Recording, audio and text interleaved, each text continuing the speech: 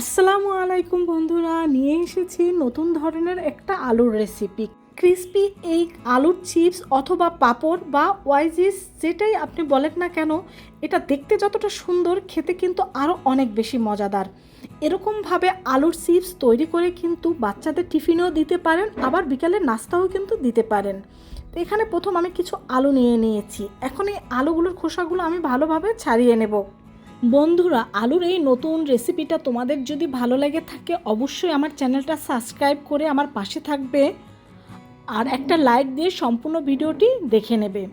তো সব আলু একটা একটা করে আমি কিন্তু খোসা ছাড়িয়ে নিচ্ছি, আর এই আলুগুলোও কিন্তু খোসা ছাড়ানোর পর আমি পানি দিয়ে ভালোভাবে ধুয়ে নেব।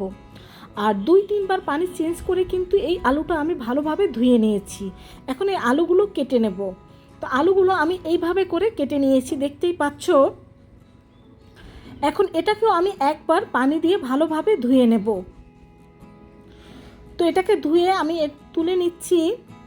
এখন অন্য একটা পাত্রে আমি আবার নর্মাল তাপমাত্রার পানি নেব, আর এই পানির মধ্যে আমি 2 টেবিল চামচ পরিমাণ লবণ দেব। আর 2 টেবিল চামচ লবণ দেওয়ার পরে এটাকে আমি ভালোভাবে এই পানির সাথে মিশিয়ে নেব। আর পানির সাথে লবণটা মিশিয়ে এর মধ্যে আমরা সেই কেটে রাখা আলুগুলো সব দিয়ে দেব। আর এই লবণ পানিতে এই আলুগুলো কিন্তু কমপক্ষে 30 মিনিট ভিজিয়ে রাখতে হবে। এতে কি হবে, এই আলুর মধ্যে লবণটা ভালোভাবে প্রবেশ করতে পারবে এবং আলুটা কিন্তু অনেক সফট হয়ে যাবে। এতে আমাদের আলুটা কিন্তু ফোল্ড করতে অনেক বেশি সুবিধা হবে। তো 30 মিনিট পরে এখন তোমাদের আমি দেখিয়ে দিচ্ছি আলুটা কতটা সফট ও নরম হয়েছে। এটা কিন্তু সহজেই এইভাবে করে ভাঁজ করে নেওয়া যাচ্ছে, এতে কিন্তু আলুটা ভেঙেও যাবে না। তো এজন্য কিন্তু এই লবণ পানিতে অবশ্যই এই আলুটা ভিজিয়ে রাখতে হবে, এই স্টেপটা কিন্তু অবশ্যই ফলো করতে হবে। এখন আমি নিয়ে নিয়েছি একটা শাসলিক কাঠি। এখন এই কাঠির মধ্যে আমি এই আলুগুলো এইভাবে করে ফোল্ড করে গেঁথে নেব।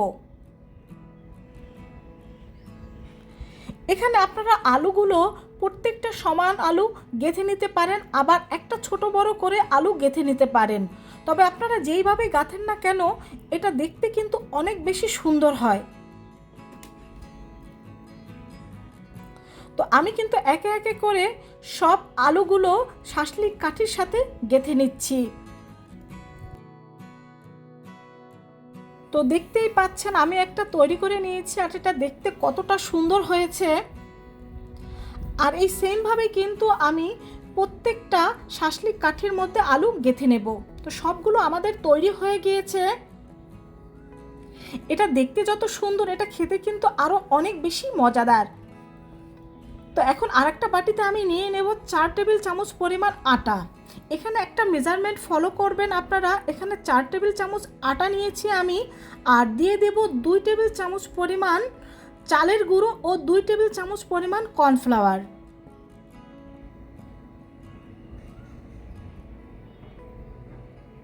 তো এই মেজারমেন্টটা কিন্তু অবশ্যই ফলো করবেন, তবে আপনাদের আলু কম বেশি হলে কিন্তু এখানে এই ব্যাটারটা কিন্তু কম বেশি লাগতে পারে। এখন আমি এখানে দিয়ে দিচ্ছি 1 চা চামচ পরিমাণ রসুন বাটা, আর দিয়ে দেব 1 চা চামচ পরিমাণ লাল মরিচের গুঁড়ো, আর স্বাদ মতো লবণ দেব। এখন অল্প অল্প পানি দিয়ে আমি একটা ব্যাটার তৈরি করে নেব। একেবারে বেশি পানি দিতে যাব না, কারণ একেবারে বেশি পানি দিতে গেলে কিন্তু ব্যাটারটা বেশি পাতলা হয়ে যেতে পারে। এজন্য অল্প অল্প করে পানি দিয়ে একটা পারফেক্ট ব্যাটার তৈরি করে নিতে হবে। আর এই ব্যাটারটা কিন্তু বেশি পাতলা বা বেশি ঘন হবে না, মিডিয়াম হবে। তা অবশ্যই তোমাদের আমি দেখিয়ে দেব, দেখলেই বুঝতে পারবে যে ব্যাটারটা কীরকম হবে।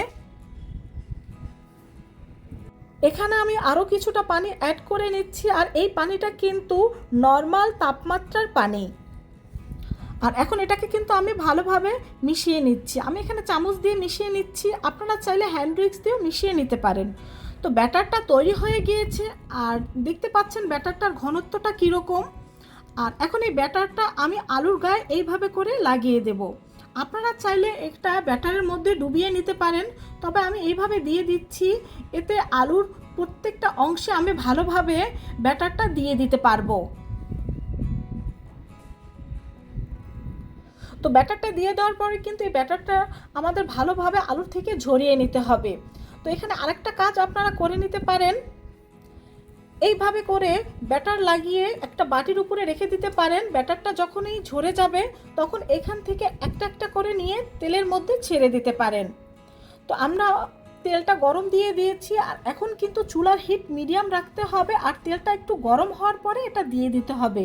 তা না হলে যে ব্যাটারটা আমরা দিয়ে আলুটা মেখে নিয়েছি সেই ব্যাটারটা কিন্তু কড়াইয়ের সাথে লেগে যাবে, আর এটা কিন্তু পারফেক্টভাবে ভাজা হবে না, আর ভেঙে যাবে। এজন্য প্রথমে থেকে 2-3 মিনিট চুলার হিটটা মিডিয়াম রাখতে হবে, কিন্তু পরবর্তীতে এটাকে মিডিয়াম টু লো হিটে করে দিতে হবে, যাতে আমাদের এই চিপসগুলো ভালোভাবে মুচমুচে হয়। এখন এটার এক পাশ হয়ে গেলে কিন্তু আমি অন্য পাশ উল্টে দেব, আর এ সময় কিন্তু আমার চুলার হিট মিডিয়াম টু লো হিটেই রয়েছে। তো এটাকে আমি কিন্তু ক্রিস্পি করে ভেজে নেব। আপনারা চাইলে আপনাদের টেস্ট অনুযায়ী এটাকে ভেজে নিতে পারেন। তো আমাদের এটা ভাজা হয়ে গিয়েছে, এখন আমি এটাকে তুলে নিচ্ছি। আর এই একইভাবে একই প্রসেসে কিন্তু আমি সবগুলো পটেটো চিপস ভেজে নেব। তো তৈরি হয়ে গেল দেখুন আমাদের ভিন্ন ধরনের পটেটো চিপস বা পাঁপড় বা ওয়াইসিস। আর এভাবে তৈরি করে কিন্তু বাচ্চাদের বার্থডে পার্টি তো আপনারা এটা রাখতে পারেন ডেজার্ট আইটেমের পাশাপাশি। বন্ধুরা, ভালো লাগলে অবশ্যই জানাবে আর তোমার বন্ধুদের সাথে শেয়ার করবে। সবাই ভালো থেকো। আল্লাহ হাফেজ।